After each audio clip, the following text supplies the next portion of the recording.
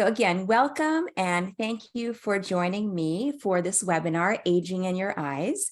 I'm Dr. Rani, and what I'm going to be sharing with you today, I think will transform your life. Not only will it help your eyesight, help you develop good habits for your eyes, but it will also help you in many other aspects of your life in terms of your health and your comfort level. So I'm making this very big, bold statement that what I'm going to be teaching you today will change your life forever. Yes, forever. This is probably going to be the most important hour that you invest in your eyesight. So because of that, I ask that you try to really dedicate an hour to our time together, and please turn off all distractions. If you have your phone, put it on mute. Try not to be scrolling on the side or doing any Amazon shopping on the side, but really try to be present and really to give your eyes the support and the love that they need. And so again, today I'm going to be sharing with you some really important tips about your vision and the choices you make about your vision. If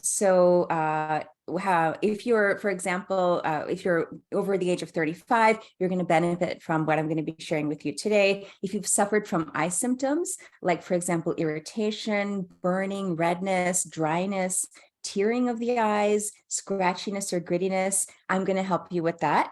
And also, if you've had trouble reading fine print, or if you've suffered from eye strain or fatigue, particularly on screens, we're going to be talking about that as well.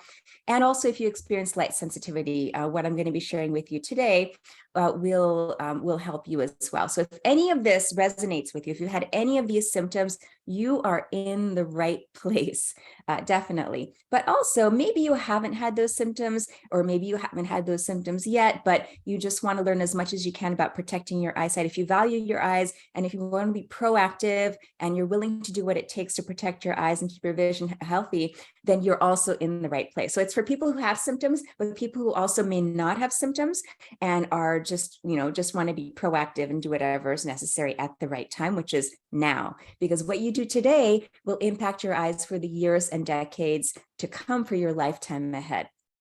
Now, so I'm sorry, I'm just going to pause this one moment because I need to refresh my screen. There's this animation that I do want to try to get rid of. So just bear with me one moment. Let me just refresh my screen and then we'll get started again. So a little bit of background about who I am, if you don't know me already. Oh, that's still happening. I'm going to ask my staff if you can please go in and maybe remove the animation from the presentation because it's a little bit distracting. My name is Dr. Rani Banik. My full name is Rudrani Banik. I'm a board certified ophthalmologist and fellowship trained neuro-ophthalmologist. I own a private practice in New York City called Envision Health. And I'm also a teacher. I'm an associate professor of ophthalmology at Mount Sinai School of Medicine, also based here in New York City. That's where I do my teaching and I do all my clinical trials, my research. And I've been practicing for some time. I have over 24 years of experience in ophthalmology. And also, I'm dually trained, so I also practice integrative medicine. I have certification in functional medicine, which if you've never heard of functional medicine before, functional medicine is a way to approach chronic disease that gets at the root cause of chronic disease and tries to restore balances and restore function where there was imbalance and dysfunction. And functional medicine really tries to bring all different parts of the body together. So it's a very holistic way to approach health. And the basis of treatment strategies in functional medicine are really based in nutrition and lifestyle, but also botanicals, essential oils, and supplements when appropriate. So that's really the approach that I use to eye health. I have the traditional approach combined with the functional medicine approach. So I call it an integrative approach because it brings the best of two worlds together. It brings, again, the traditional approach with a more holistic approach to vision. And fortunately, I've been able to share my message on many media platforms. I've been on TV on Good Morning America, also in the New York Times, many other channels, as well as a guest on over 60 podcasts. So I've been fortunate to have these platforms to share my message to the world, which is really, really important, I believe. My message is that vision is a priceless gift. And we need to do what it takes to protect and preserve it. Many of us, unfortunately, take our vision for granted.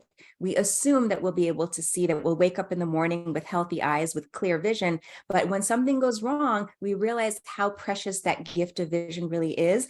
And in many cases, if something does go wrong, it could be serious, and unfortunately, it may be irreversible. So my goal is to teach people that there are ways to prevent things from happening in the future, prevent some of these eye issues from happening down the line, so you can retain healthy vision. And it really is a matter of what you're deciding, your choices, again, your nutrition choices and your lifestyle choices that are key. And some of that I'm going to be sharing with you today. Now, in my practice, in the past 24 or so years that I've been practicing, I've noticed that many patients come in with vision changes suddenly. Almost overnight, they start to develop vision changes. And some of these vision changes are due to age-related natural processes that happen, and patients are not used to them, a sudden change in their vision, experiencing symptoms of blurry vision or irritation. And they become quite debilitated. And kind of the turning point when I often see this happen is when people reach their late 30s, early 40s, is when some of these changes start to develop. And again, at first, it can be really frightening. You know, people are really worried, what's happening to my vision? Why can't I see properly? What's wrong? And really what it is basically some of these age-related changes that I'm going to share with you today. And many of these issues can be easily fixed or easily managed with simple DIY treatments.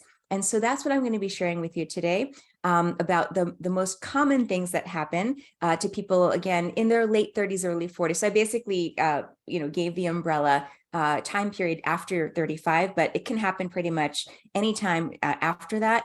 In some patients, it can even happen prior to that. I even have some patients who are in their early 30s or even late 20s who come in with some of these vision changes, even though they're not technically old, they do start to develop some of these eye issues.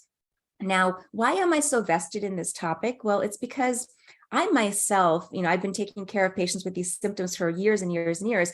But once I hit the age of 40, my body started to change and my vision really started to deteriorate. And as an ophthalmologist, that was really quite off-putting that, I rely on my vision for every aspect of what I do in my career, and to not have good vision because some of these issues, for example, I really started to develop significant dry eyes. And that was in my early to mid 40s. And I normally wear contacts, and it became really so severe that I really wasn't even able to wear my contact lenses because of those symptoms of dry eye. And sometimes, my eyes were so dry, even at night, I would take my contacts out as soon as I got home from work. But even at night, I wasn't wearing my contacts.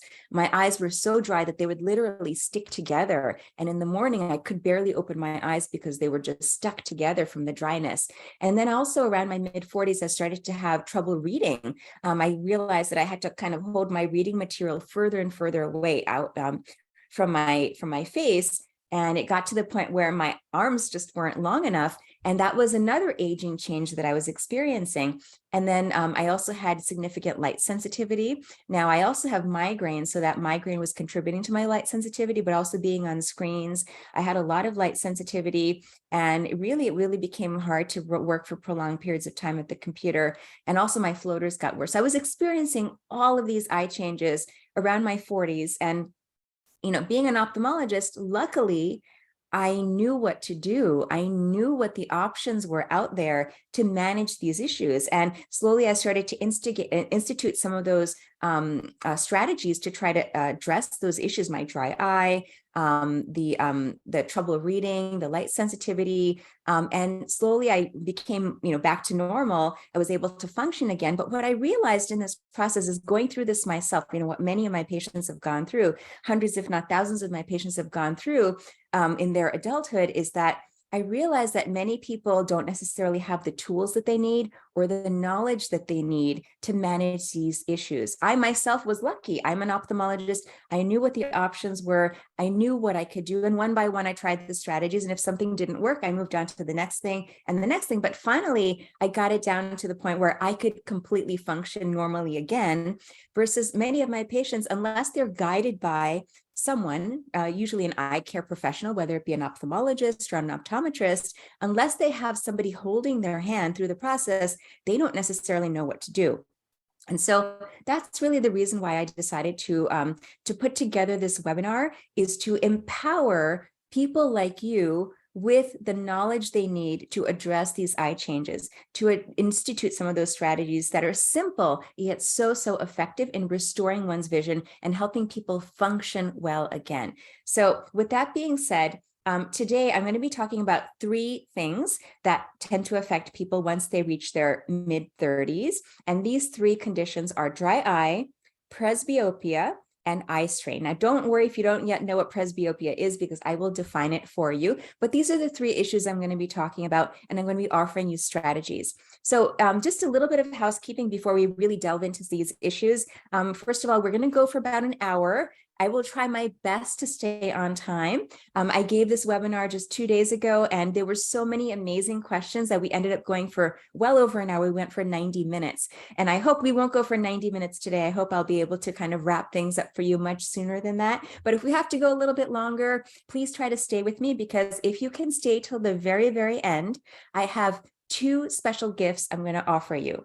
So only for those who stay till the very end, you will get these 2 gifts. If you have to drop off early, unfortunately, you won't have access to them, but I totally understand that as well if you have to drop off early. Just put it into the chat if you're leaving, so we know, and we can thank you as well for joining us. The next housekeeping item I just want to mention is that I know that a lot of questions will come up during the course of the webinar, and I really do welcome questions. I want this to be an interactive event. And so definitely put questions into the chat, put them into the Q&A box. Please don't raise your hand, because I don't always see it. I have a lot of windows open right now, but I definitely see the chat box and I can see Q&A. But if you raise your hand, I may not necessarily see you and get to you. So please use those other 2 options. And basically, my webinar will be divided into 3 sections, talking about each of these 3 issues. And if you have a specific question related to one of the issues I just discussed, please ask it right there, then and there at the end of that section. So I'll try to keep the questions grouped right after the section. And then at the very, very end, I will also open it up to general questions. So if there's something that somehow came to mind that you didn't think of earlier, feel free to put it into the questions at the end. And I'll just stay on again as long as we need to get all your questions answered. I can stay on as long as, you all are interested and wanting to learn. But again, I'm going to try to just keep to the time frame, because I do respect everyone's time. And then finally, the last housekeeping item I do want to mention is that this webinar is for educational purposes only. So legally, based off of a webinar, I cannot diagnose you with a medical condition or eye condition, and I certainly cannot treat you with a medical or eye condition based off of this webinar, because it's for information, it's for educational purposes. If you wanted to go further and discuss treatment options, definitely seek out guidance from your local eye doctor, whether it's your ophthalmologist or optometrist locally. Or if you wanted to work with me, we can talk about that. We can schedule a visit with me, whether it be a telemedicine visit or an in-person visit. So just keep that in mind. So if you do ask questions, please keep them general, because again, I cannot answer any personal questions.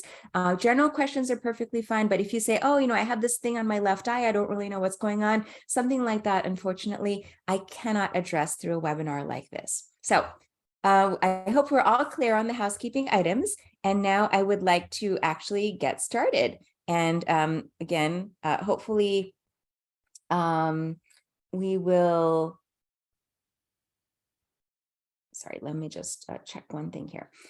So before we get started, I do want to give you a brief overview of eye anatomy, because the eye, even though it's so small, it's about the size of a golf ball, the eye is very complex. And it has over 40 different parts that work together to give us clear, crisp vision. So for someone to have 20/20 vision, many different parts of the eye need to work together. So I'm going to just pull out now my trusty eye model here to just show you I'm not going to show you all 40 parts, but I'm going to show you the parts that are important to today's talk. So first of all, the eye, as you can see, is round. It's a sphere. And if we open it up, if we take a peek inside, there are many structures inside the eye. And again, I won't go through what all of them are, but you can see here that there's quite a bit of this in this model. I'm going to take this out because we're not going to be talking about this structure today. But what I'm going to show you is the front part of the eye is curved, and it's actually a clear structure. And this is called the cornea. So I can actually show you the cornea here. It's plastic, but in real life, it's made out of collagen. But this cornea basically helps to allow light to enter the eye, but it also refracts light. Now, refraction is a term that is used in optics and physics to bend light. So this cornea is responsible for a lot of the focusing power of our eyes. And also to stay healthy, the cornea has to remain lubricated, because if the cornea is dry, it's not going to allow light rays to clearly get through, be focused properly, and allow for clear vision. So this is the cornea. Then the other part of the eye I wanted to share with you is this is the iris, which is the colored part of the eye. Now, different people have different colored irises, whether it's blue or green or hazel or brown. Behind the iris sits a structure right here called the lens. And in this model, the lens is clear. And when we're young, our lens is clear also. This lens is like your internal glasses. This lens can help us focus light rays from the front of the eye onto the back of the eye, which is the retina back here. So the lens has to function normally. It has to be clear for clear, crisp vision. The lens actually is a dynamic structure. It's not just fixed, it changes shape. And I'm going to come back to that in just a few minutes when I explain about one of the eye issues. But the lens and the cornea are the two parts of the eye that really going to focus on. Now, of course, there are many other eye issues that do happen with age that unfortunately I will not have time to talk about today. For example, cataracts, glaucoma, macular degeneration. These are all also age-related eye issues. However, given the constraints of time, if I talked about all of those, I'd probably have to invite you to a 2-day webinar to really go through all of those other aging types of eye issues. So we're just focusing on the 3 that I mentioned. Unfortunately, we won't talk about all those other aging eye issues, and also including floaters, because I know a lot of people experience floaters and a lot of people are bothered by their floaters, but unfortunately, we won't be talking about that today. Okay, so the first eye issue we're going to be talking about is dry eye. Now, just raise your hands or just put it into the chat if you've experienced dry eye. Has anyone had dry eye? Just put it into the chat, say, yes, I have, or if you know somebody who's had dry eye, because the truth is most of the people, most people in the world at some point in their lives will have dry eye. So it's not a condition that's exclusive to people as they get older, but it is something quite common that happens. Now, in order to kind of demonstrate dry eye, let's see. I'm sorry, I don't know why my slides are not advancing. I'm going to be sharing a patient story. So I always find that sharing stories and case studies is very helpful to kind of put this into a real world context. So this is my patient, Susie. She's 52 years old. She's very healthy, no medical problems. She came in because her eyes were burning, and she felt like they were burning so much that she couldn't even keep her eyes open. And because of this, these eye issues, she was extremely light sensitive. Now, this is not something that happened overnight. This is something that developed over the course of several months. Basically, after she hit the age of 50, that's when her symptoms started to develop, and they just kept progressing. They kept getting worse, and it got to the point where it was affecting her function. She was having really a lot of trouble driving. So she came in seeking treatment for whatever was going on, the underlying cause of her eye issues.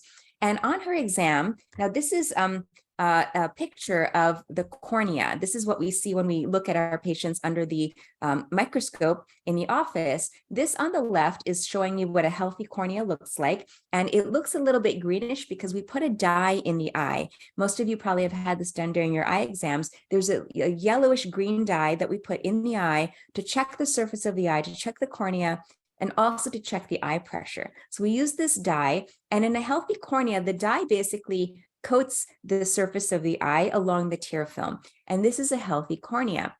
But what Susie's eye looked like was, you can see that there's the dye here, but here you see all of these little green dots. And these dots represent areas of dryness. So the dots are where the dye gets taken up by the cornea. We call this staining. So Susie had a lot of this staining right here in the bottom part of her cornea, which basically indicated to me that she had pretty significant dry eye. However, there are some patients who have more significant dry eye. So these are just some examples of, again, patients with dry eye with more significant staining of their cornea. So you can see here, there's just diffuse staining. This is really, really advanced staining. Almost half of the cornea is staining, plus there's some staining up at the top as well. And in this bottom picture, you can see that pretty much the entire cornea is staining. So this is very, very severe advanced dry eye. So, so this is what it looks like when we look underneath the microscope. But what's happening in dry eye is, just as the term implies, the surface of the eye, the cornea, dries out, and the tears, which are normally supposed to lubricate the cornea, are simply not enough. And basically, the tears are not sufficient to lubricate adequately. The light rays don't get focused properly onto the back of the eye. The patient experiences certain symptoms. So what are some of those symptoms that people have? Well, I'll get to them in just a moment, but I want to just mention again that dry eye is extremely common. It's estimated that about 50 million people just in the US alone have dry eye. So you can imagine, if you extrapolate that to the rest of the world, probably there are billions of people out there in the world with dry eye.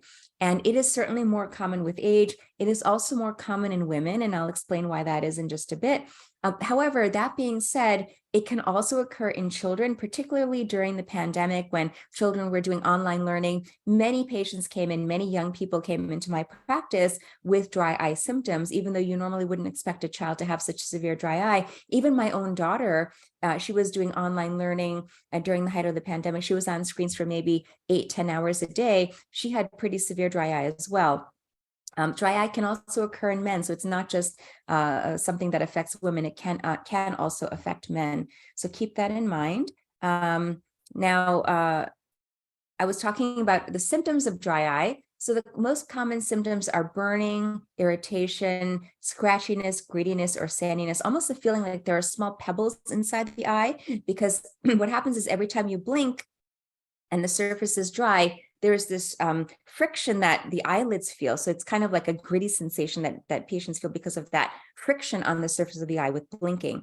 Sometimes people feel the urge to rub their eyes because they feel sandy or gritty, or maybe even wash them out with saline. Those are some of the common things people do in response to symptoms of dry eye. Now, dry eye can also cause redness either of the eye itself or redness of the eyelids. You can see here that there's a little bit of redness on this patient's eye, but also his eyelid is a little bit swollen. It's a little bit red. There's some blood vessels that are very prominent. These are all common findings in patients with dry eye. Also blurred vision. So just like what my patient Susie experienced, she had some blurry vision, particularly for driving.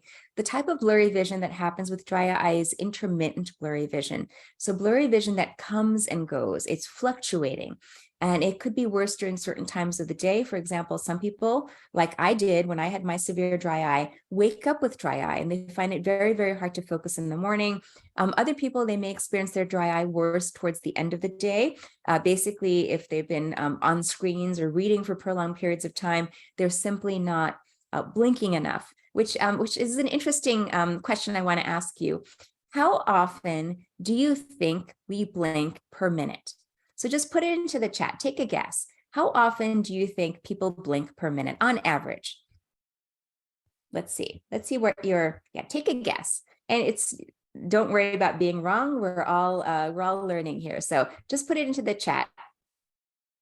20 times a minute, 6 times a minute, 15 times a minute, 5 times a minute, 20, 30 times a minute. Okay. So there's a range there that people have answered. So the answer is most people blink about 15 to 20 times per minute. 15 to 20 is the average rate. However, when we're on screens, or if we're reading, if we're really focused in reading for prolonged periods of time, we're only blinking 4 to 5 times a minute, and some people only 3 times a minute. So I know someone put into the chat earlier that they develop dry eye after being on screens. That's very, very common, simply because our blink rate goes down when we're focusing on something so intently, and we're just really, reading, focusing. Our brain just doesn't tell our eyes to blink very often. So very common symptom, especially with computer use. Now, another common symptom of dry eye, now this may seem a little bit contradictory, but I'll explain why this happens. Many people with dry eye actually experience tearing. And again, this may seem counterintuitive. If your eyes are dry, then why do you have tearing? Well, let me explain why that is. It's because when the eye gets dry, it sends a signal to the gland, what we call the lacrimal gland, or the gland that produces tears. The main gland is up here, just underneath the eyelid, but there are other smaller glands in the eyelids as well that produce tears in response to the dryness. So the eye gets dry, there's a signal that gets sent to the gland to produce tears, and the gland overproduces tears in response to the dryness. So the bottom line is, if you can prevent the dryness, you can prevent the tearing. So oftentimes people say, well, wow, I never really thought about it like that. I thought my eyes were already producing water, but actually prevent the dryness and you will see an improvement in your tearing. So just put into the chat if any of you have experienced tearing of your eyes with your dry eye. I'd be curious to know. So just put it into the chat there. Yes, so Mabel's saying yes. Absolutely. And on my previous webinar, I also had many, many people who were saying, yes, I've definitely had that with my dryness. So what causes dry eye? Well, there are, I apologize, I went backwards by accident. There are many reasons why people can experience dry eye. The most common reason, especially in the older population, especially women, is hormonal changes. Hormonal changes that happen with menopause, with decreased levels of the sex hormones, estrogen, progesterone, and testosterone in the eyes, because we have receptors of all of those hormones in our eyes. And when we don't get sufficient hormones, we can definitely suffer from dry eyes. However, there are other things as well that can cause dryness. For example, patients like me who wear contacts are very much so predisposed to dry eyes. Screen time, which we mentioned earlier, and we're going to be talking more about this again in the later part of the webinar. And then there are certain medications that can also cause dry eyes. For example, there are certain blood pressure medications that can lead to dry eye. There are allergy and asthma medications that can lead to dry eye, and certain antidepressants that can lead to dry eye as well.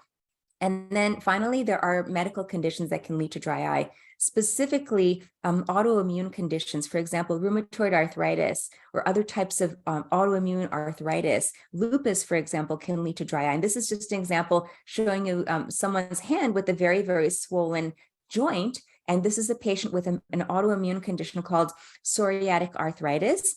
And again, people with these types of autoimmune conditions are much more predisposed to dry eyes. And sometimes we have to treat them differently and very, very aggressively for their autoimmune related dry eye.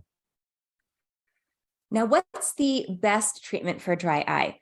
So I forgot to mention earlier, but during the course of the webinar, I'm going to be providing you with simple tips to help address some of these aging eye issues. And I call these tips my insight tips. So during the course of the webinar, I'm going to give you 6 insight tips to help you with some of these eye issues. So my first insight tip is to treat dry eye via lubrication.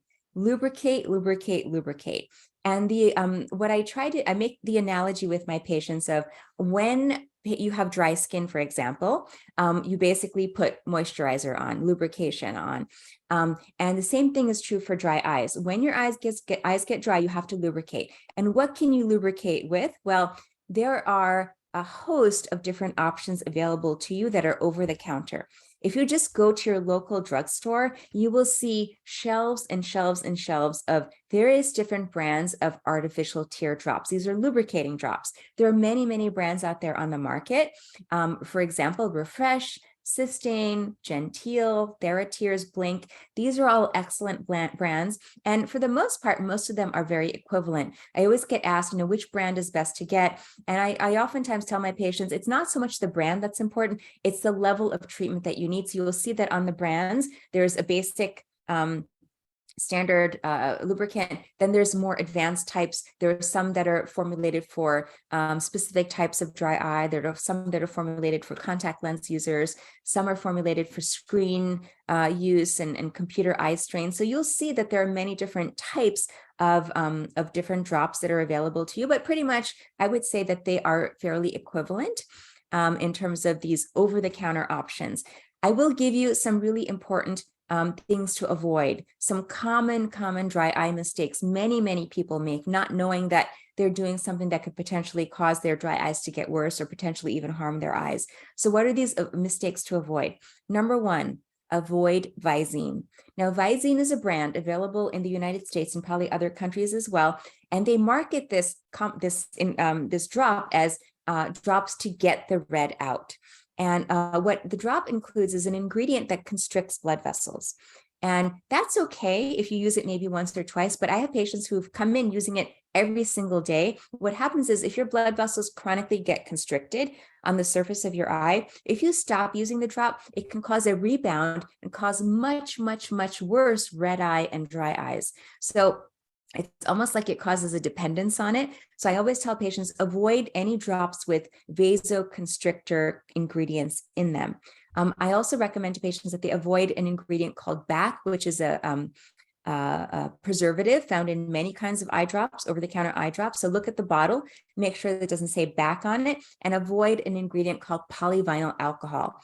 Now, polyvinyl alcohol is a common ingredient used in generic artificial tears. Very common. And the reason why it's used is because it's cheap and it makes the drop very cheap. But unfortunately, that polyvinyl alcohol is not ideal for the surface of the eye. It actually is not pH balanced to the surface of your eye. It can cause worsening dryness. And I've even seen some patients develop toxicity from using polyvinyl alcohol generic artificial tears. So stay away from that. Anything that says alcohol in it, please do not put it in your eye because it may make things much worse. So the other very common mistake I see with patients is that they're using their drops, but they say, oh, I'm just using it, in the morning when I wake up, or I use it only a couple of times a week for my dryness. But the truth is, just like skin moisturizer, when your skin gets dry, you have to lubricate very often. So instead of just using it once a day or a couple of times a week, you have to regularly use it 3 to 4 times a day when you're experiencing symptoms, not just, as needed. So I start my patients up with very frequent use of artificial tears, and oftentimes we can go down on the frequency once they start to feel a little bit better. But in the beginning, you have to use them at least 3 to 4 times a day. Now, what else can you do for your dry eye? So the other thing that people may not be aware of is that we actually have these tiny little glands in our eyelids called meibomian glands. And these glands are very important for dry eye because they secrete healthy oils. And the oils basically help to keep our tears from evaporating. So the oils are part of our tear film, and they basically prevent everything from evaporating. And what happens in many people is that these oil glands are not healthy, and they secrete unhealthy oils. They get clogged, they get backed up. Sometimes they even get infected. So this is just a very close-up picture of what some of these oil glands look like. If you pull down your lid and if you look in the mirror, you can probably see like little tiny openings, little dots. Those are actually your oil glands. And if you see that they look white or clogged, then they're not healthy. Sometimes the glands are blocked on the inside, and on the outside, you may not be able to see it, but this is something that your eye doctor can check on your eye visit. So my insight tip number 2 is to keep your eyelid glands healthy. And how can you do that? Well, first of all, go see your eye doctor, find out the status of your glands, if they're healthy or not. In my practice, what I use is I use an infrared camera to image the glands. This camera is called LipiScan. That's the one that I have in my office. And basically, we can image those glands. It's pretty phenomenal that we have this technology. These are healthy glands. So they almost look like fingers, like long columns or fingers. And most of us have about 25 to 30 glands in each eyelid. So this is a person with healthy eyelid glands. This is somebody here who's basically had dropout of their glands. You can see that there are missing glands right here. And this is someone who's had very severe gland loss. And you can see here that there's only almost nubbins, like little tiny remnants of glands, like little nubbins of glands. And basically this person has lost all of their glands. And unfortunately, once we lose the glands, we cannot get them back. We can't restore them. So the goal is to keep them healthy, keep them functioning well, and not lose glands. And now what causes gland loss, that's a whole other lecture in itself. But I'm just letting you know that there are these glands, and how can we keep them healthy? Well, my insight tip number 2 is to keep them healthy by doing warm compresses.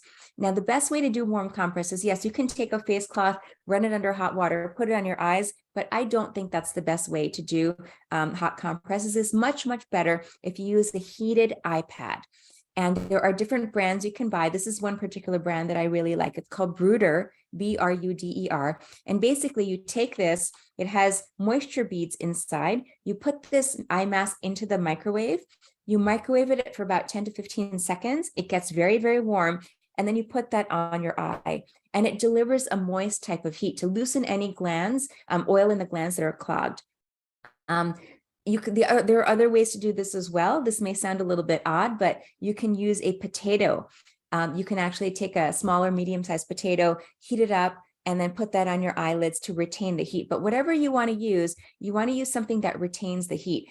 There are some patients who tell me, oh, Dr. Banik, I use tea bags. I take a warm tea bag, put it on my eyes. Isn't that a good substitute for a warm compress? And I say no, because that tea bag simply does not retain the heat. Maybe it'll stay warm for a minute or two, and then pretty quickly it'll get cold, and then you have to heat it up again. Versus if you use an eye mask, or if you use the potato option, that will retain the heat and provide your oil glands with the heat that they need to, again, keep those oils flowing and not get clogged up. And the other thing, the other mistake many patients make is they only use it as needed. I usually recommend to my patients who have dry eye to do this on a more regular basis. So every night, basically, or sometimes even twice a day if they have more severe symptoms, really lubricate much more often. And then there are other treatmts that I use in the office for meibomian gland dysfunction and dry eye that are a little bit more advanced beyond the scope of today's webinar. Linda's asking, how long should you keep the heat on for? I would say at least 5 to 10 minutes, at least during each sitting. So if you're doing it once a day, 5 to 10 minutes. If you're doing it twice a day, 5 to 10 minutes each time. Just to give you some follow-up on my patient, Susie, whom I introduced you to earlier. So the root cause of her dry eye was definitely she had meibomian gland dysfunction. She had significant loss of her glands on the liposcan, and also she had hormonal issues. It turned out that she was in perimenopause, and she was having a lot of hormonal changes. So what ended up, my treatment recommendations to her were not only to use a very thick eye drop every 3 to 4 hours, but I also gave her compounded drops. I prescribed drops for her specifically for her hormonal issues to help address that underlying root cause of her dry eye. And then finally, she ended up getting LipiFlow, which is what really turned things around for her. She got a LipiFlow treatment, which is a specific office treatment for meibomian gland dysfunction when the glands get clogged. And actually, I've had it done myself, and it's made a world of difference for me. I actually had it done about 4 years ago, and I'm still reaping the benefits of it. My dry eye, really, it almost immediately went away after I got that LipiFlow done. So it can be very, very effective for many patients. Now, very briefly, I know we're already 40 minutes into the webinar. I'm just going to pause for a moment and ask for any other specific questions about dry eye. So put it into the chat. I have a question from earlier. Is there a minimum concentration of hyaluronic acid that eye drops should have? So there is no specific dose. I think you just have to play around with what works best for your eyes in terms of the frequency. So the dose is pretty much standard across the board, depending on what the actual eye drop has. Some eye drops do have another ingredient. Some eye drops have hyaluronic acid. Others have something called carboxymethylcellulose. Others have glycerin. So these are the common ingredients in over-the-counter eye drops. And basically, again, it's pretty standard, but you just have to try them out and use them for at least a couple of weeks before deciding whether it's working well for you or not. Someone's asking about compounded eye drops. Unfortunately, during this webinar, I do not have time to go into that because, again, I have 2 other topics I want to get through, and also that is a little bit more of an advanced treatment option that you would need to work with an eye doctor for. It's not something that you could just go and get from your pharmacy. It would have to be prescribed. I'm going to move on here. And some of the other questions I will try to answer at the very end for those of you who can stay till the end. So the next eye issue is presbyopia.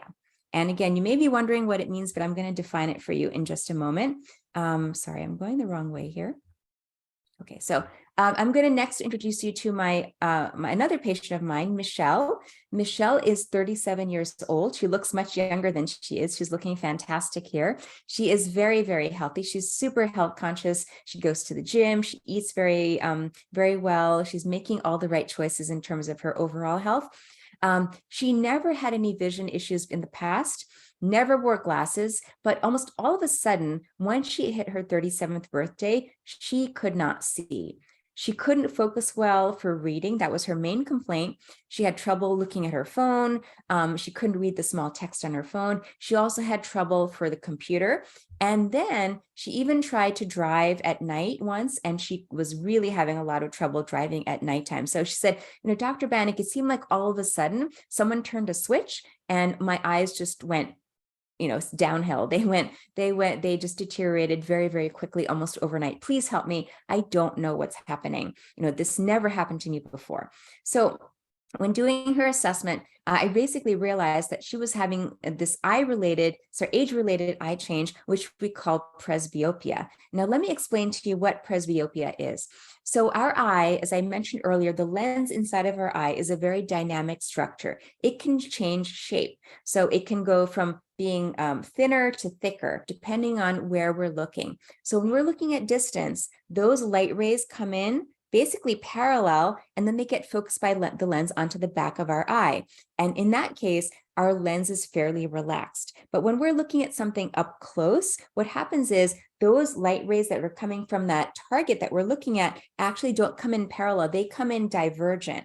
When they come in divergent into our eye has to converge those rays again. This is a little bit of optics that I'm trying to explain here. But basically, the divergent rays have to be focused back in again onto the retina. So the lens has to change shape.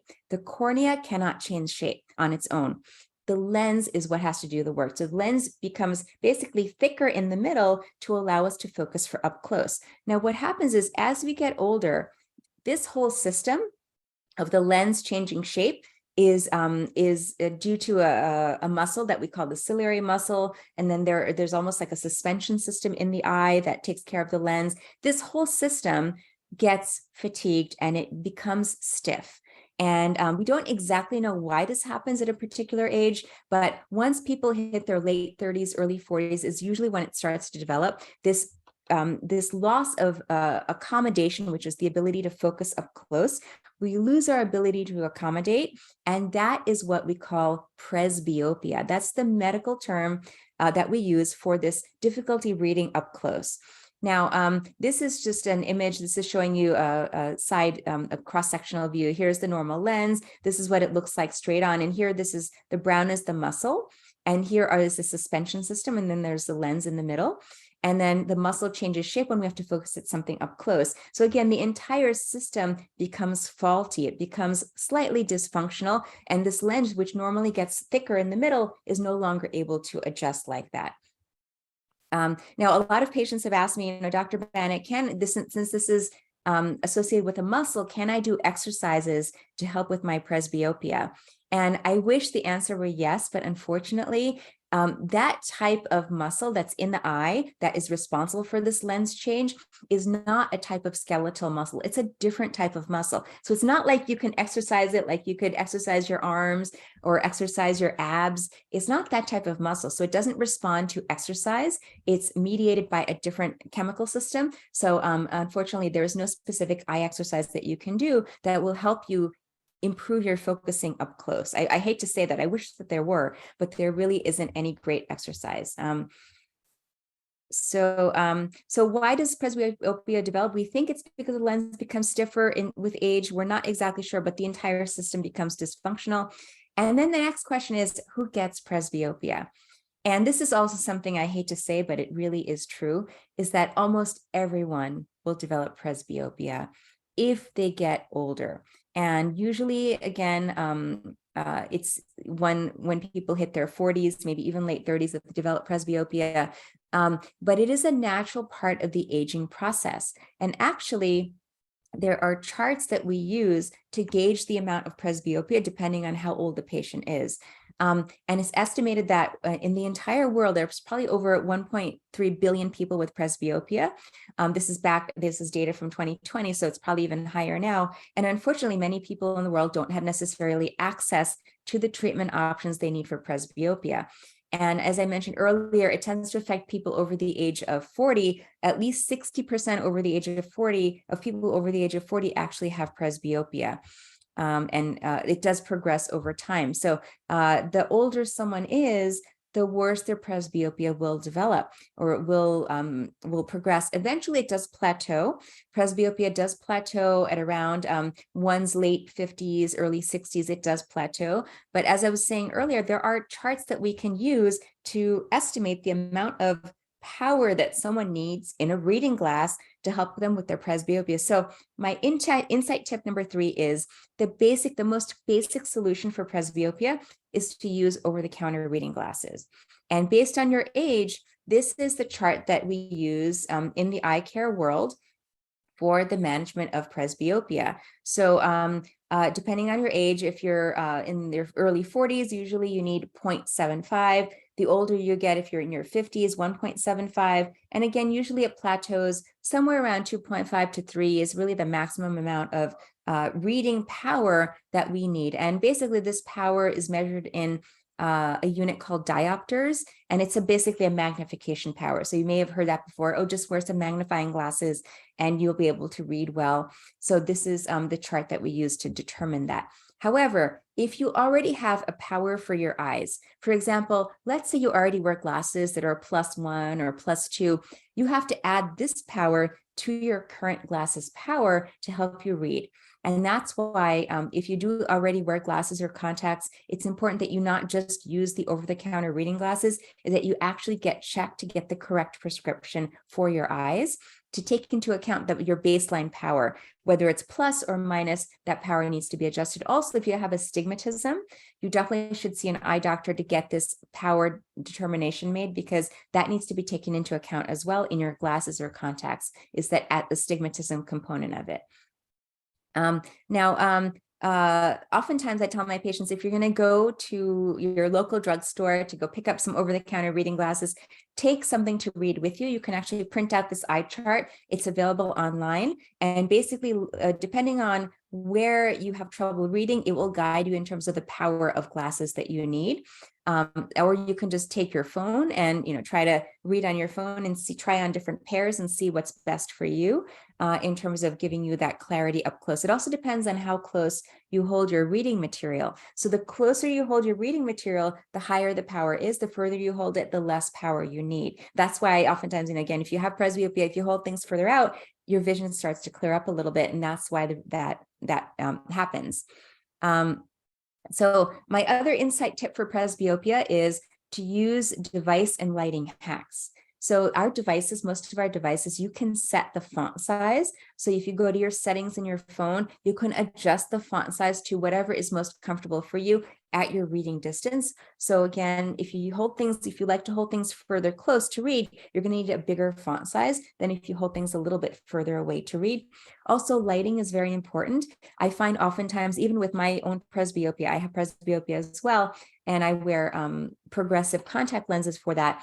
At nighttime, in the evening, I do find it a lot harder to read than during the day. So basically, I have an overhead light that I put behind me to shine light on my reading material so that it's not directly above me causing glare, or not facing me, which really doesn't do me much good, because it really needs to be directed at your reading material, not at your face itself.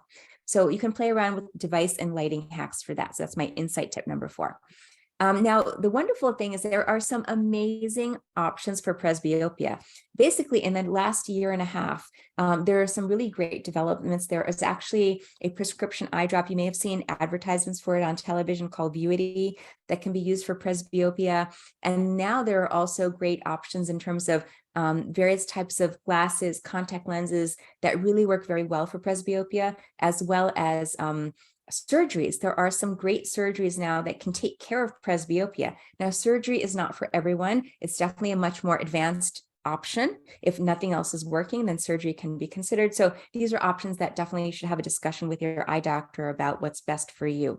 So with that, I'm just going to give you a little bit of follow-up about Michelle. So what I did was I gave her modified monovision, and don't worry if you don't really know what that means, but basically I gave her contact lenses where she was able to use one eye for distance and the other eye for reading, which she was so comfortable with.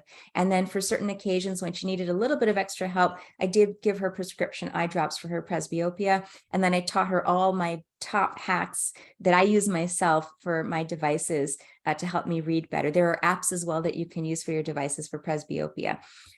So with that, I see my timer running out. So I really want to, I'm sorry, I'm speaking so quickly, but I have so much material to cover. I want to get this out to you. So I want to just maybe take one or two questions on presbyopia and then move on to the next topic. So does anyone have a question about presbyopia?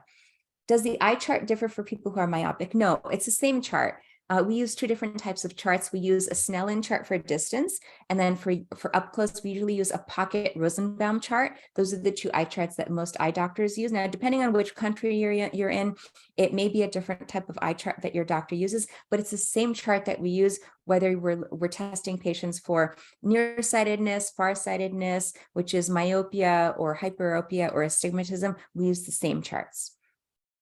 Okay, so I'm going to move on now. And again, I apologize for going through this so quickly, but don't worry, you will get the recording. I forgot to mention this earlier. So if you want to, you're listening now, but it's just too much information to absorb all at once, you can always go back and listen to the recording and take notes or, explore a little bit further into some of the options that I'm sharing with you. So the last topic I want to mention is eye strain and light sensitivity, which is very, very common as people get older. So many of my patients who are above the age of 60 really suffer from light sensitivity. It's almost like someone flips a switch, pun intended, and all of a sudden they start having light sensitivity, not just outdoors with the sun, but even indoors. And it can become very, very problematic. So let me share another patient story. So this is Richard. He's actually pretty young, 42 years old, very healthy, very proactive about his health and his vision. However, he's been on screens a lot. He got a new job that requires him to be on screens at least 8 hours a day, sometimes even 10 hours a day. Plus, if you add on his personal screen time, for entertainment, for scrolling, for, on social media, to watch videos, to interact with people on FaceTime, his screen time is anywhere from 10 to 12 hours a day. So more than almost half the day he's on screens, and he's been really suffering a lot. He's had a lot of blurred vision, a lot of light sensitivity, and really it's gotten to the point where he can't get through the day. He's really having trouble functioning at work, and he's tried to, make some adjustments at work.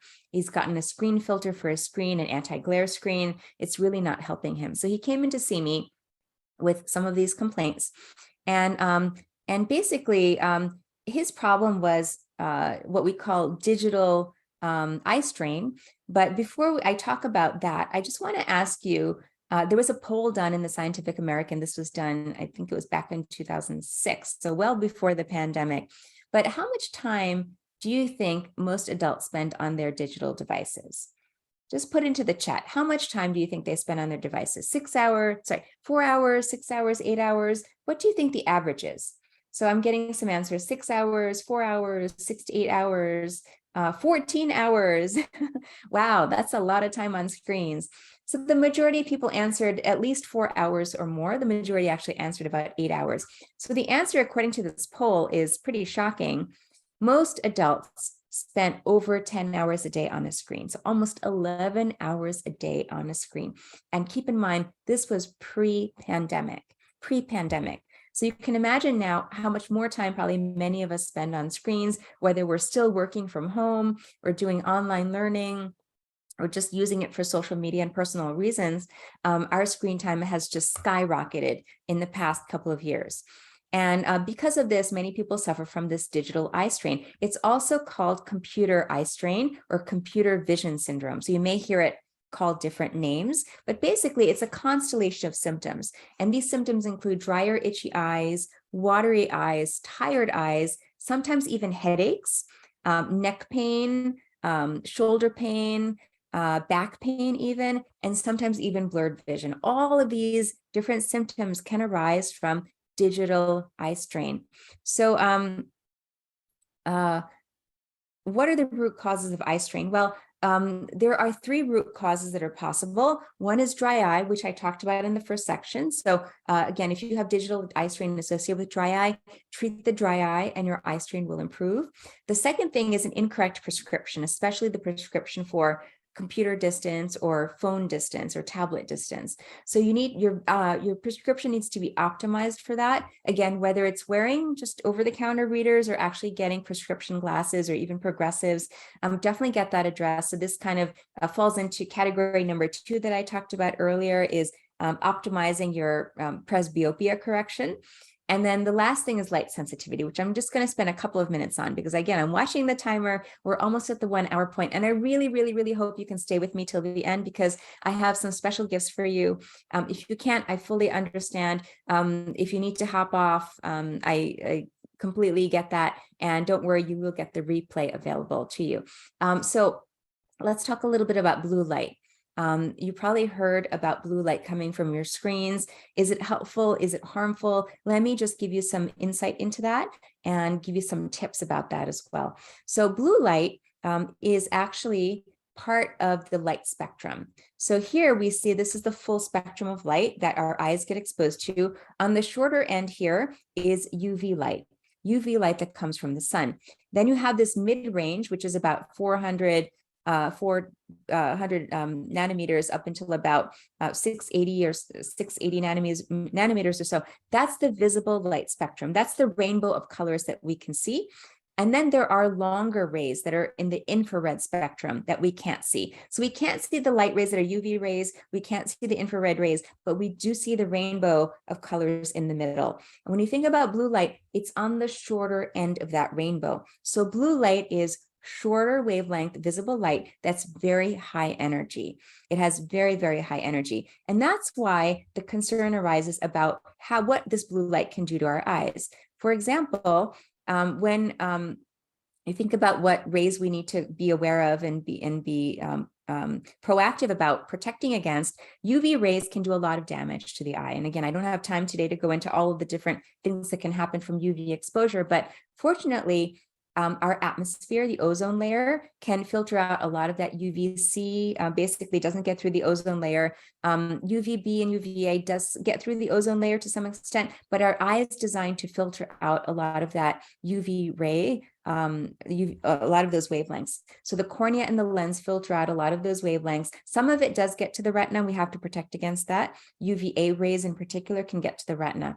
But in terms of visible light, all of this visible light gets through, but the blue light definitely is what we have to be concerned about the most, because that can potentially cause adverse health effects.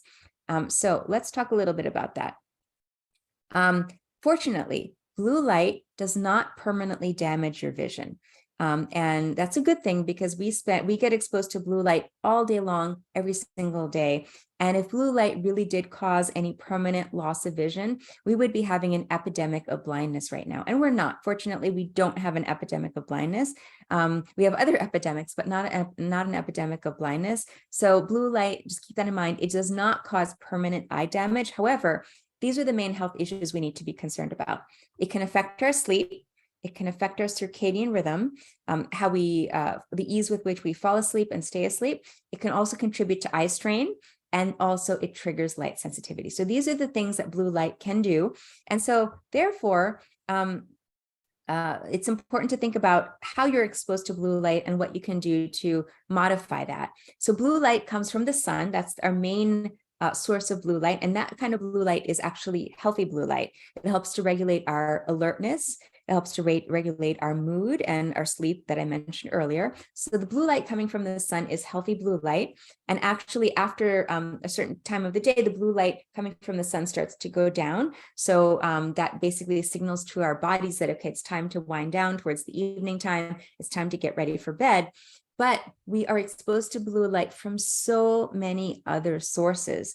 Basically, anything electronic emits blue light, whether it's your phone, your tablet, your computer, your television screen.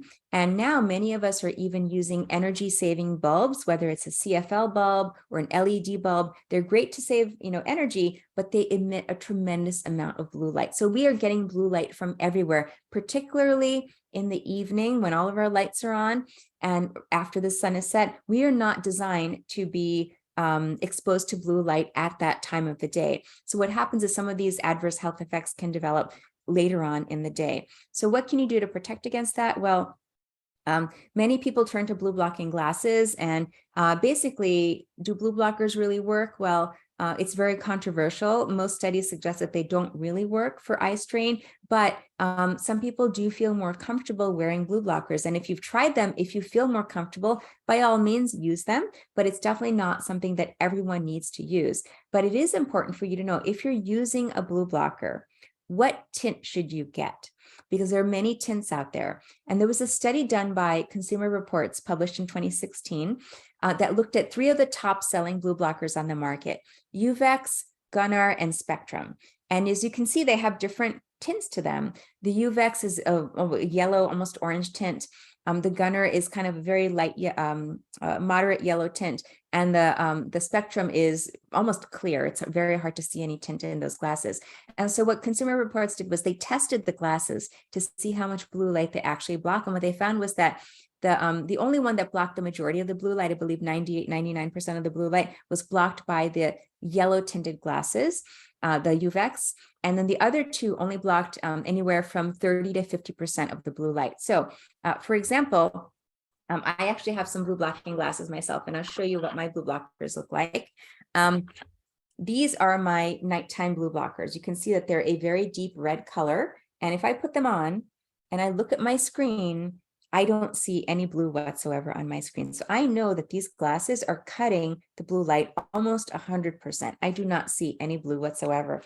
However, if during the day, if I'm feeling a little bit light sensitive, sometimes I'll put on my lighter tint. I don't know if you can see this, but it's a very light tint blue blocker. If I put these on, I can still see some blue, but I definitely feel there's an ease, a little bit of relaxation of my eyes, a little less tension on my eyes when I put these on during the day. So if you're choosing blue blockers, just think about what you're using them for and the strength that you want to get during, depending on what time of the day, again, you're using it for. These are for my insight tip about blue blockers. If you really want to cut the blue light at bedtime, get the deeper tint. This is my preferred brand called True Dark. I'm going to have my staff just put that link into the chat if you wanted to explore getting True Darks. These are 2 types of True Darks that I use. There are many, many brands out there, but just think about the tint. And, if you're at your optician's office and they're recommending blue blockers to you, really ask about this, be informed, be educated, and ask about how much blue light does that tint really block. And if it doesn't block more than, 50%, I probably wouldn't get it on my glasses because it's probably really not doing you that much good. So, so again, the link is there if you wanted to explore that particular brand that I use and like. The other tip that I give my patients is to block blue light, especially in the evening. There is actually an app that you can put on your device. It's an app you can download. You can download it to your phone, your tablet, your desktop. Unfortunately, you can't download it to a television screen, but you can download it to other types of monitors. And this internally takes out the blue light. And so it automatically can adjust to the time of day, so it knows where you are geographically. After sunset, it can start to limit the amount of blue light that's coming from your screen. So it's a great app. It's called Iris. I'm going to have my staff just drop the link into the chat as well, so you can explore that as well. So it's a great app because it has a lot of functionality. It has over 27 different settings. And so you can play around with the settings and see which one makes your eyes feel most comfortable. For example, there's a health setting, there's a sleep setting, there's a gaming setting, and there's, I think, a movie setting as well. So lots of different options there in this Iris app, which I love. So, any questions about light sensitivity? Again, I apologize. I know I went over. I was trying my hardest to go as fast as I could, but we're a little over an hour. Thank you for those of you who are still with me. Any quick questions about light sensitivity? Okay, so I'm going to move on here. And if you do have any questions, maybe I can answer them at the end. So basically, in the past 65 minutes, we have covered a tremendous amount of material.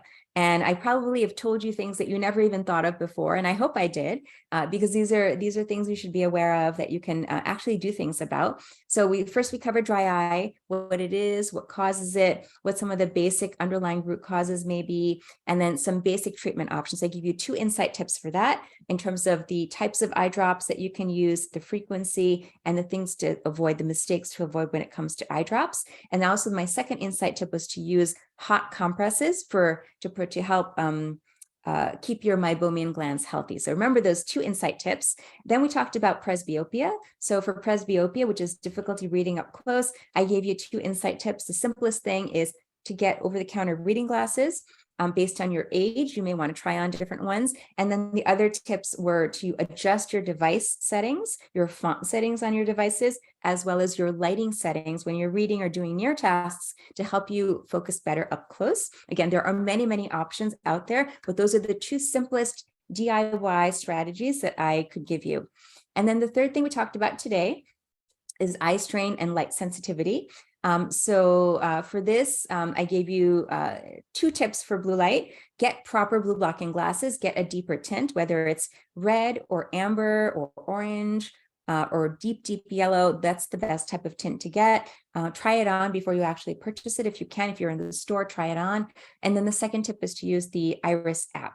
So I want to just ask you right now, I hope that in the past, a little over an hour, 66 minutes now, that you've gotten value from what I've taught you. So just put it into the chat, something new you learned, something you didn't know before, maybe something that you may take action on, something that you can start doing today to help you manage aging changes in your eyes. So I'd just love to know, just put into the chat, what are some of your biggest takeaways today from what I've taught you?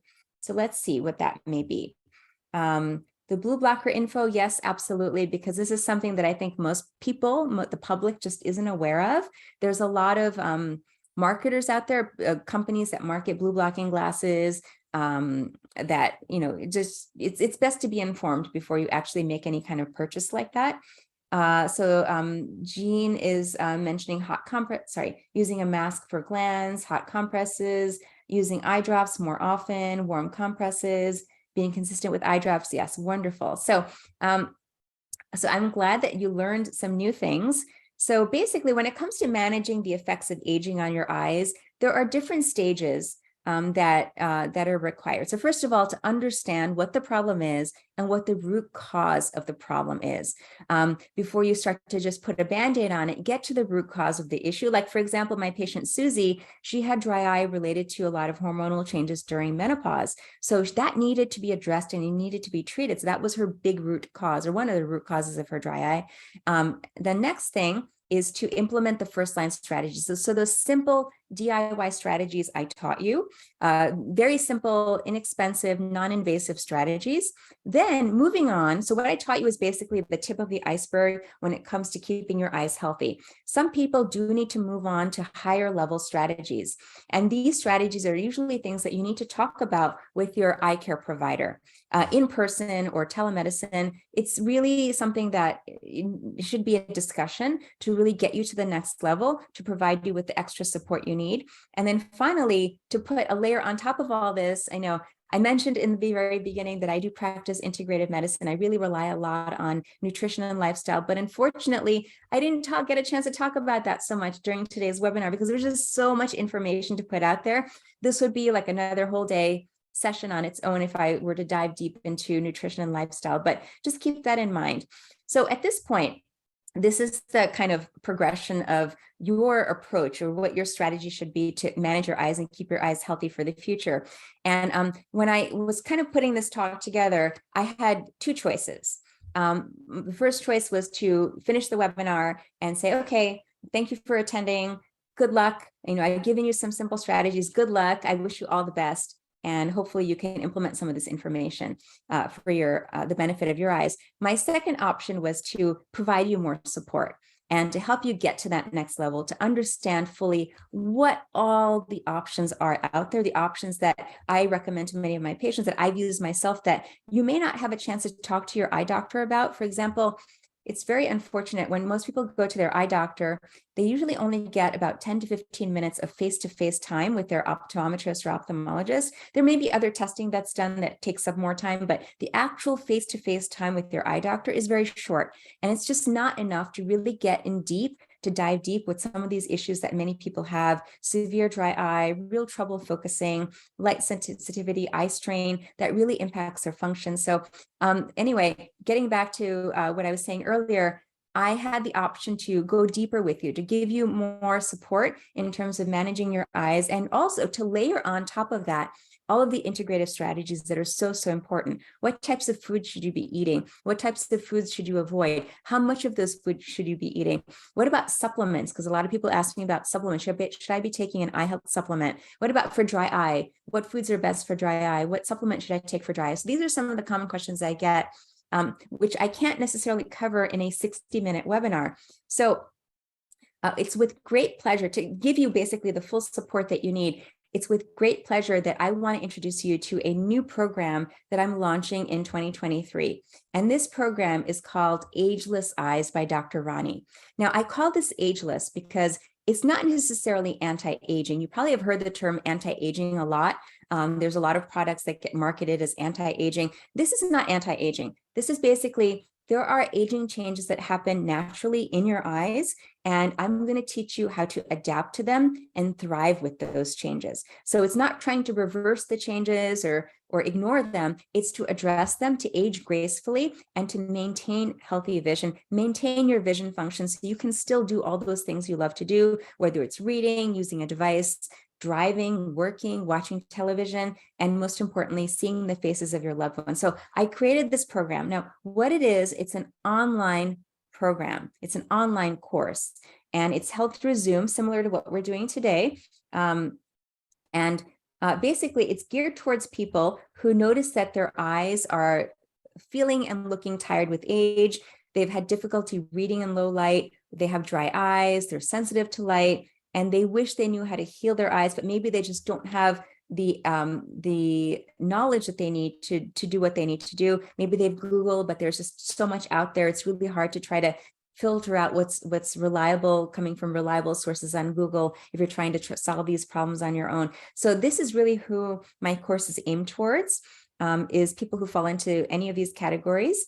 And through the course, I give my students a mission, and their mission is to develop a roadmap to manage the 3 biggest vision challenges that can affect your eyes, to know all the options out there, all the options from first tier, second tier, third tier, and beyond that they can know about, that they can be empowered with that knowledge, and then take to their eye doctor and say, Dr. So-and-so, Dr. Jones, can you please talk to me about this, because this is something that Dr. Rani taught me, and I want to explore this option. So knowledge is power. If you are empowered with the knowledge about what you can do for your eyes, that again, maybe your eye doctor doesn't have time to explain to you, or maybe you've tried to Google and it's just too confusing, I will support you through this program to explain to you what the options are and provide you with that full spectrum. So you get direct access to me to help you maintain your healthy eyesight. And this is where I layer on all of those additional things that we didn't have time to talk about today: the nutrition aspect and the lifestyle aspect. So there's 2 very, very important aspects to keeping healthy vision. My goal is for you to have function, to maintain your eye function, to be able to pick up a menu in a dimly lit restaurant and still read effortlessly, to look in the mirror and see youthful, bright eyes. And in just a few weeks of the program, I will teach you the strategies you need to basically to turn back the years on your eyes. If you've developed some of those aging eye issues like I did, to be able to still move forward and enjoy healthy vision and healthy eyes, both inside and out. So what is this program? So this program has 3 core modules. Module 1 is the dry eye solution. That's in week 1, beyond over-the-counter drops. Module 2 is the presbyopia solution, beyond reading glasses. Module 3 is the light solution, beyond blue blocker. So this is really taking it to the full level that unfortunately I didn't get a chance to talk to you about too much during today's webinar, a little bit more about module 1, beyond over-the-counter drops. I will teach you how to manage your dry eye by addressing the root cause, so you don't have to suffer from symptoms like discomfort, scratchiness, redness, tearing, blurry vision. So I know some people had asked earlier about some of those other options, things like homeopathic drops, Similasan, like castor oil, like MSM drops. What about other therapies for meibomian glands like LipiFlow or IPL? This is all what I cover in the course. Before you invest in any of those more expensive options, it's important for you to know what's available out there. And then also the compounded drops that I talked about, what I use for my patients with certain types of autoimmune issues in dry eye or hormonal issues in dry eye. So that's covered in module 1. And then there's some surgical options as well for dry eye, which is again more of an advanced option. In module 2, the presbyopia solution, I explain about reading glasses, but going beyond reading glasses, all the different options, whether it's monovision, modified monovision, progressive lenses, progressive contacts, the drops, the pluses and minuses of those drops that are prescription FDA approved drops, what the risks may be of those drops, what the benefits may be of those drops. And then finally, all the surgical options out there, because more and more eye care providers are offering their patients surgical options for presbyopia. So before you say yes to a surgery, you need to know what the pluses and minuses are, what the risks and benefits of those surgeries are, because again, your doctor may not necessarily have the time to sit down with you and spend an hour with you explaining all of this. And this is what I do in the course. Okay, now moving on, module 3 is the light solution. And in this module, I offer a little bit something very unique, which most eye doctors probably don't know about and don't talk about, which is not just protecting your eyes against potentially harmful rays like UV rays, blue rays, but also using light therapeutically. So I guess you could think about this kind of like color therapy, even though it's not exactly color therapy, which some people use.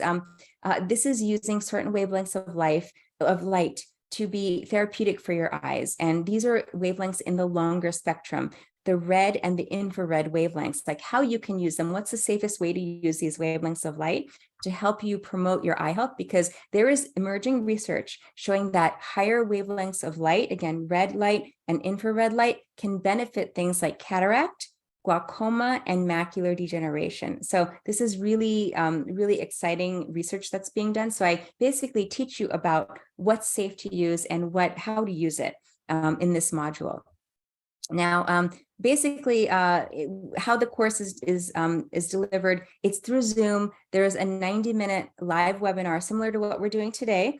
And basically in that, I will provide the actual training part, and that will be held on a Monday. And then on Friday will be a Q&A session. And this is a live Q&A session, and it's about 60 minutes long, or as long as we need to go to get all of your questions answered. So you get direct access to me during these 2 sessions, Mondays and Fridays. It's going to be held at 12 p.m. Eastern. If you're in a different time zone, don't worry, everything will be recorded. If you can't make it, or if you're at work and you can't make it during those actual sessions, you can still watch all of the recordings. You will have lifetime access to the recordings. And then you get exclusive resources. You get my curated eye health resources, product guides to help keep your eyes strong and healthy and basically stay ageless, despite no matter what age you are.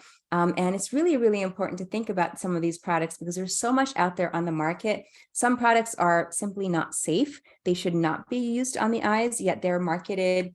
And it's just really just so much information out there. So I basically, curate it for you. I provide you with my recommendations in terms of what's safe and healthy for you to use, whether it be drops or supplements or other types of products you can buy on Amazon or through other online sellers.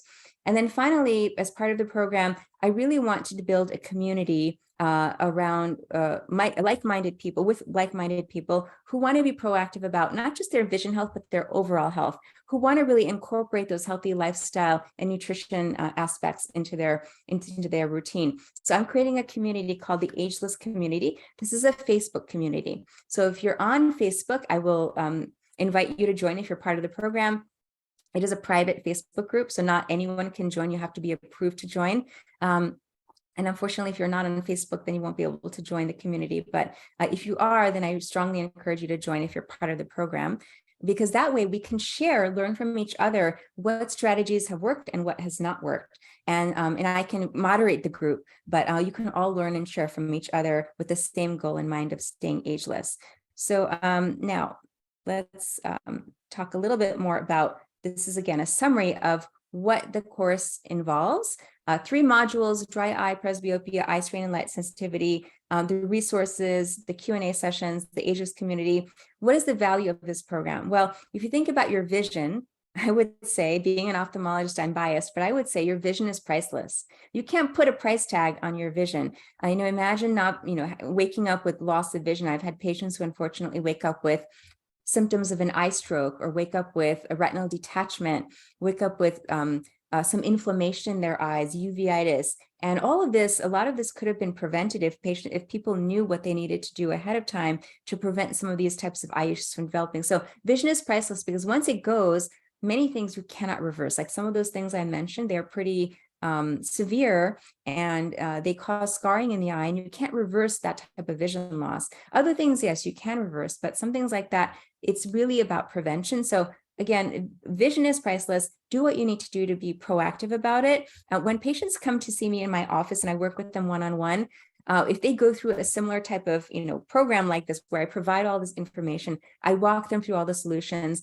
If you take into account the initial consultation and then let's say 4 follow-up visits over the course of the next year, the value of that is about $2,000 when people work with me directly in my practice.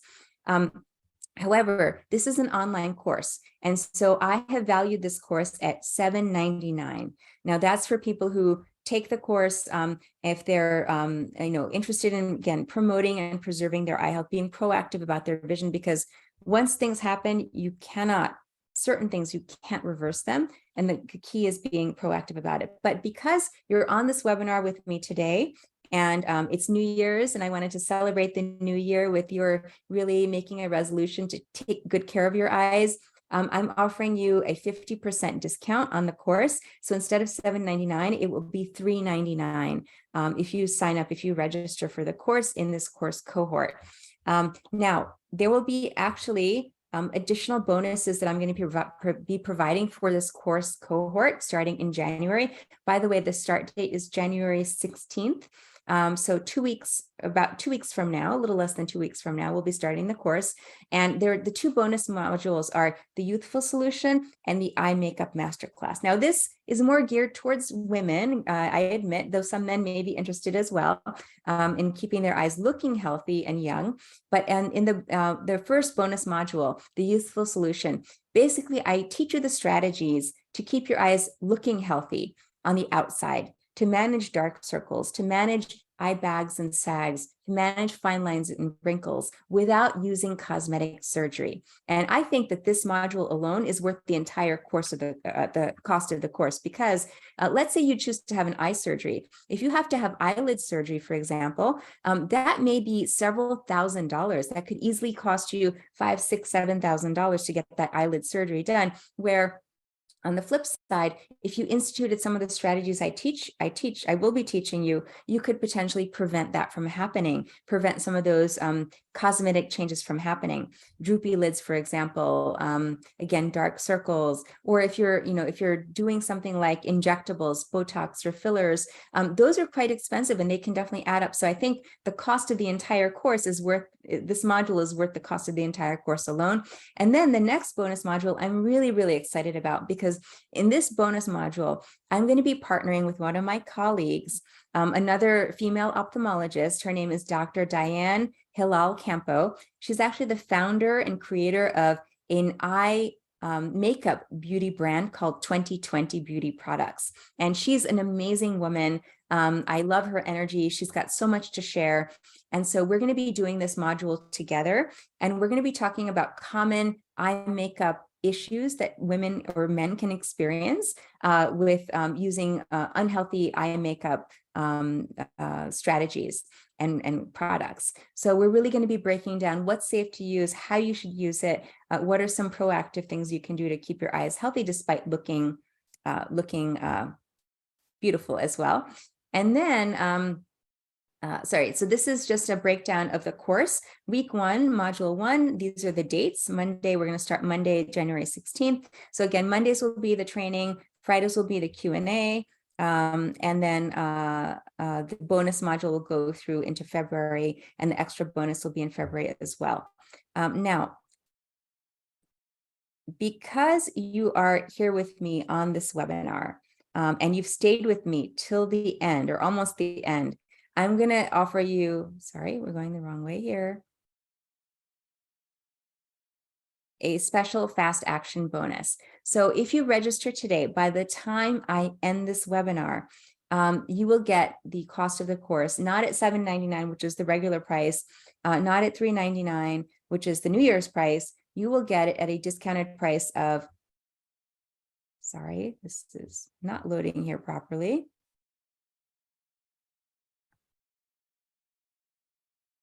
$2.99. So that is a 63% discount on the course. And again, that's a fast action bonus. So let me show you how you can get that bonus by registering, how to register. So basically, I'm going to have my staff drop into the chat the link to register. So you just have to click that link, basically open up another window, click the link, and then I'm going to show you what to do to register for the course. But also an extra fast action bonus, or a couple of extra fast action bonuses. You will join if you register today, by the time I end the webinar, you will join my Ageless community as a founding member, which means you'll get special discounts off of future products, whether it be eye care products that you can buy with a special discount I can extend, or supplements, or my books I'm having some books that are coming out in 2023, as well as future courses. So you will get those special discounts. And also you will get this course live, because if you sign up later, the course will not be live, it will be recorded. And there's a big difference between taking a recorded course versus a live course. You can get your questions answered in the live course, which you otherwise would not get in a pre-recorded course. So you'll get that if you sign up today for $2.99. And also, I am working on an app, which I'm calling my Ageless app, which will really be taking care of holistically your entire eye health. And so again, that has all of my diets in there. It has lifestyle tips as well. And that app will be ready probably by mid-2023, but you will get the beta version for free. So there's no cost to you for signing up for the app and participating in my program through the app. So how do you sign up? Well, again, the link is in the chat, but this is sorry, let me go back one second. So this is the discount code you need to use to get that $2.99. Otherwise, if you buy it without the discount code, it'll be $3.99. So if you click the link, this is what the page looks like. And if you just scroll down on the page, you'll actually get all the details about the course, the actual modules, the dates, etc. There's a lot of information on there. But to register, what you do is you just go back up to the top and you click register now.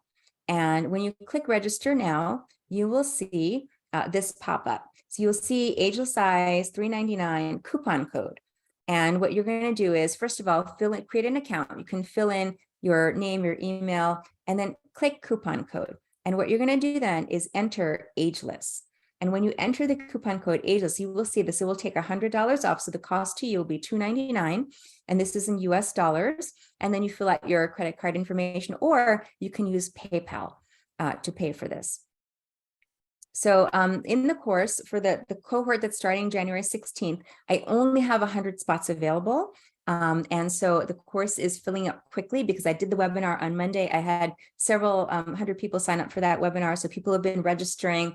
And so the course is filling up quickly. So I strongly encourage you, if you're interested in the course, sign up right now. And again, you'll get that special $2.99. If you sign up after the webinar, it goes back up to $3.99.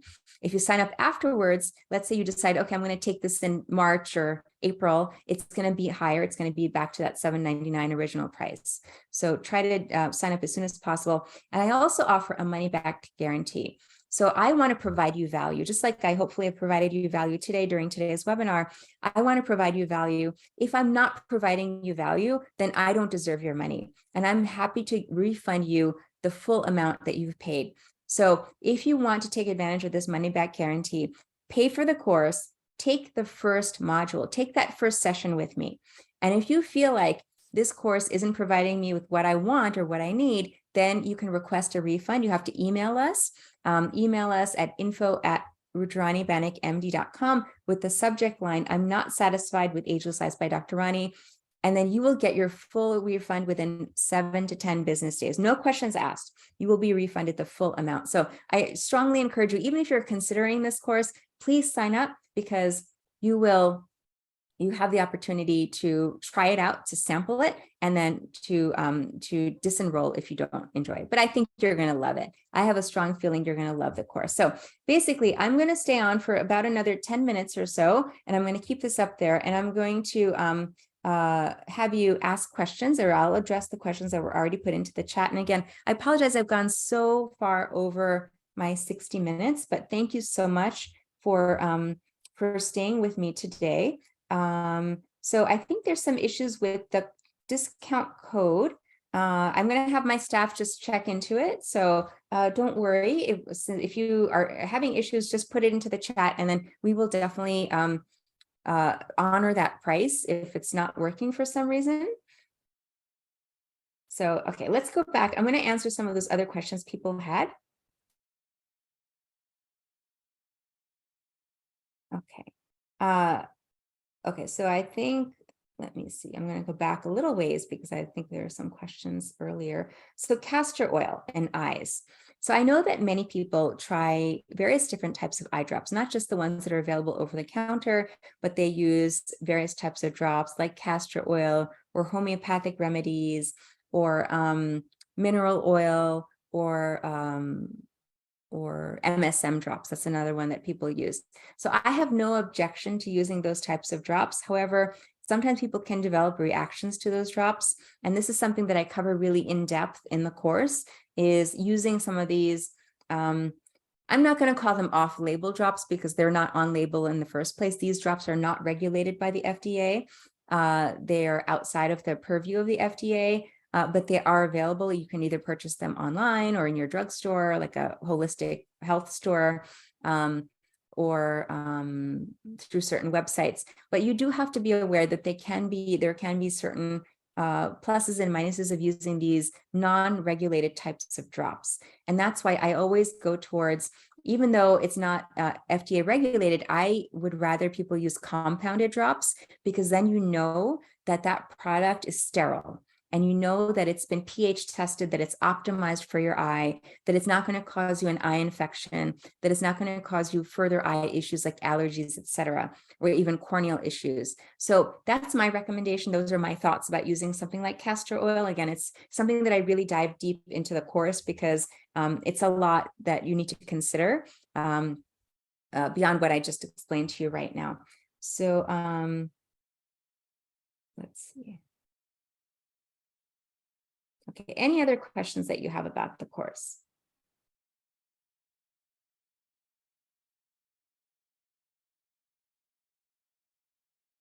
Okay.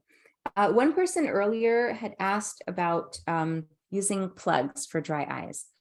There are these little tiny medical devices called punctal plugs that can be inserted into the eyelid to retain the moisture so that your tears don't drain out too quickly, that you retain your tears. So those plugs are very safe, but they're not first-line treatment. By no means are they first-line treatment. I know some people are very a little bit anxious about having something like that put into their eye. But again, this is something that I go really into depth in during the course, because there are many different types of plugs. There are many brands of different types of punctal plugs. And so if you're going to choose a plug, I give tips and suggestions on which ones you should ask for by name, so that you know what you're getting, that you know that you're getting something that has been tried and true, and that's not going to cause you any adverse effects. Because again, anything you do, whether it's a drop or medication, supplement, botanical, anything could potentially have a side effect. And before you try it, you should be aware of what the potential side effects can be. That way, if you develop a side effect, you're more aware of it, and you can immediately take action if you start to develop a side effect. What should you do if you have a side effect? So something like that, punctal plugs, they are widely used. in the eye care world. They're not for everyone, and there are many different brands out there of those punctal plugs. And some of them can be quite expensive. Hopefully most of them are covered by insurance, but some of them can be quite expensive. So know your options before you have a procedure like that done for your eyes.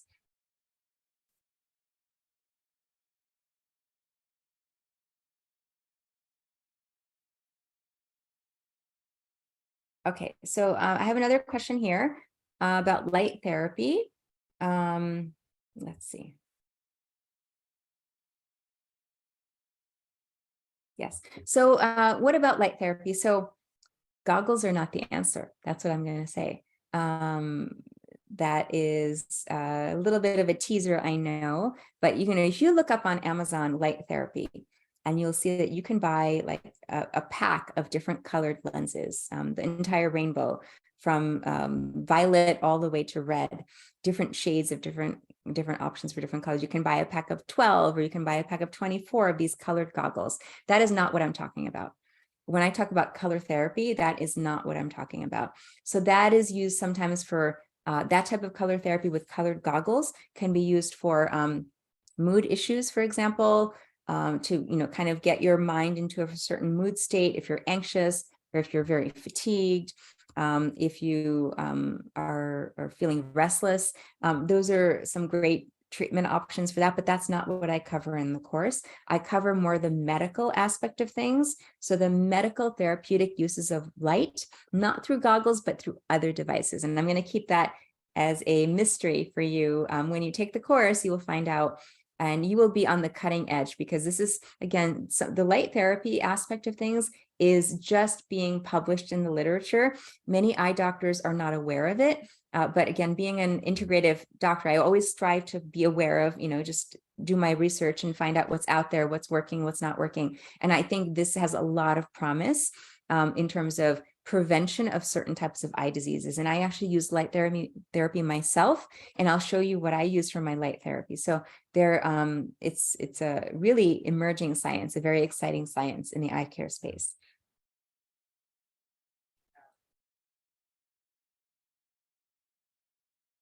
Okay, so does anybody have any more questions?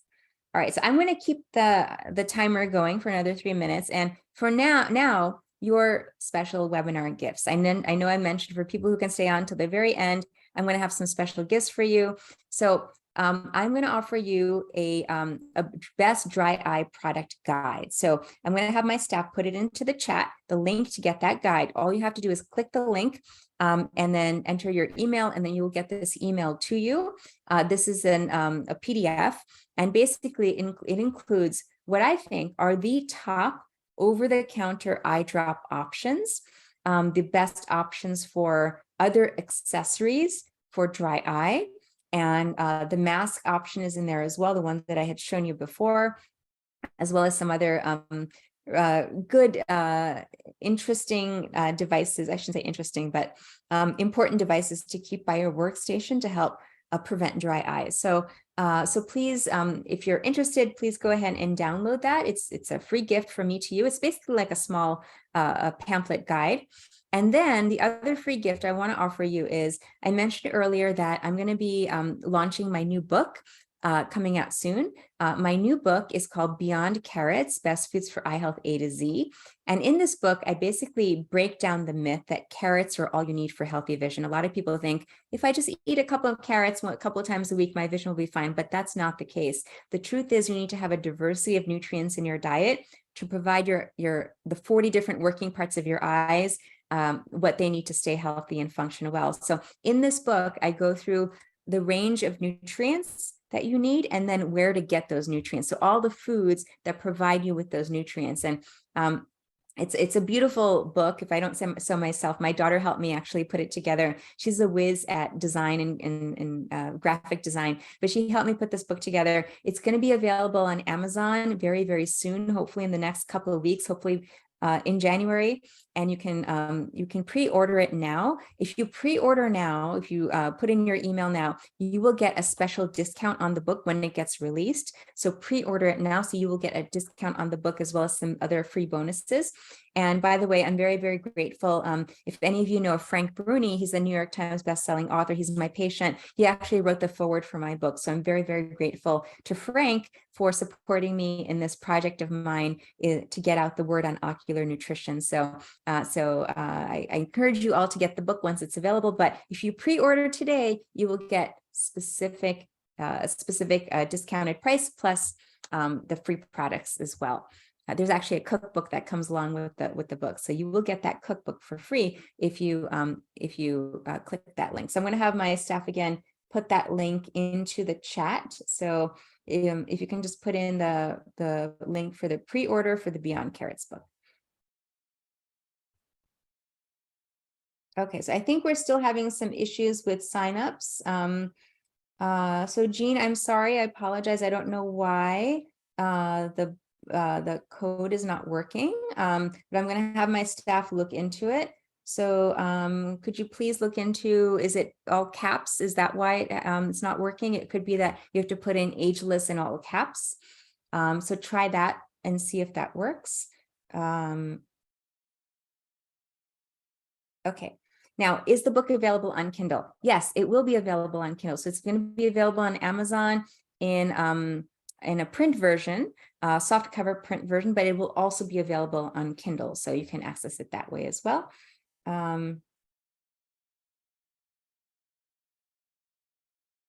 Okay, so with that, I'm so grateful to those of you who are able to stay on until the very, very end of the webinar. It means so much to me that you are investing your time in learning how to keep your eyes healthy, because our eyes are priceless. We need to do whatever we can. That's my message again that I'm trying to get out to the world. You will get a link to the replay of this webinar. So no worries, you will be able to access the webinar, go through it again. I know I covered a tremendous amount of information. So thank you again for participating. And I really wish you all the best for 2023. And more importantly, I think more importantly, all the best for your eye health, so you can have clear and healthy vision for the years and decades to come. So thank you all for participating. And I will hopefully see some of you or many of you in the course itself, when at that point you will hopefully get to meet each other, which is great as well. So thank you for participating. Have a wonderful day. Please sign up for the course now. You can still sign up now if you hit that link. If you weren't able to sign up, we will see your request in the chat, and we will still honor that price of $2.99. I may actually keep it going for another hour or two, just so we can figure out what glitch there is going on the back end. But please take advantage of that offer. And thank you. Have a wonderful day, everyone. Thank you. Bye-bye.